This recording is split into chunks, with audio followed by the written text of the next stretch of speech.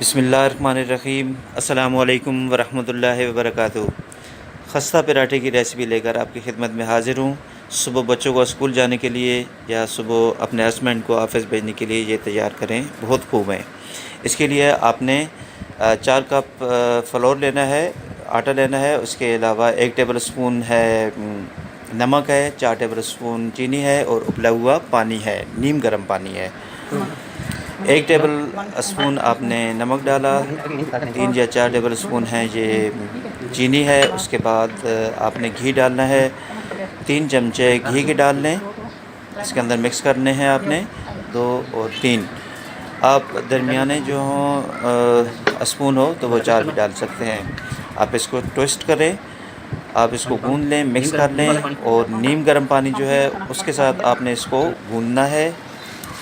आपने इसको गूंद के मिक्स कर लिया और थोड़ी देर के लिए आपने इसको रख देना है। 10 मिनट के लिए आप इसको रख दें।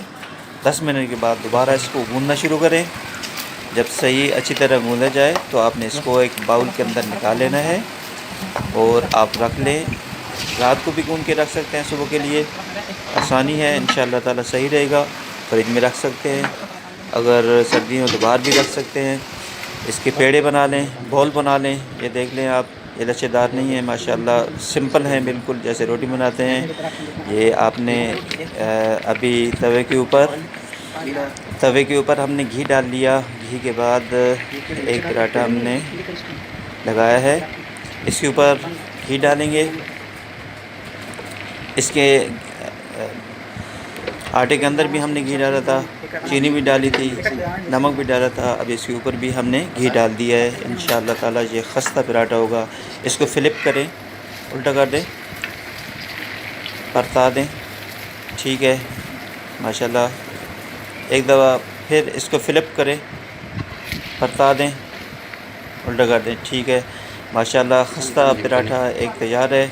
एक और पराठा मैं आपको दिखा रहा हूँ। एक तो पराठा तैयार हो गया, अभी ये देखें ये दूसरा पराठा तैयार हो गया है माशाल्लाह। खस्ता पराठा, मज़ेदार पराठा तैयार है। अपने बच्चों को खिलाएं, साफ़ सुथरी चीज़ें खिलाया करें, अच्छी दुकान से लाया करें और अच्छी चीज़ें लाया करें।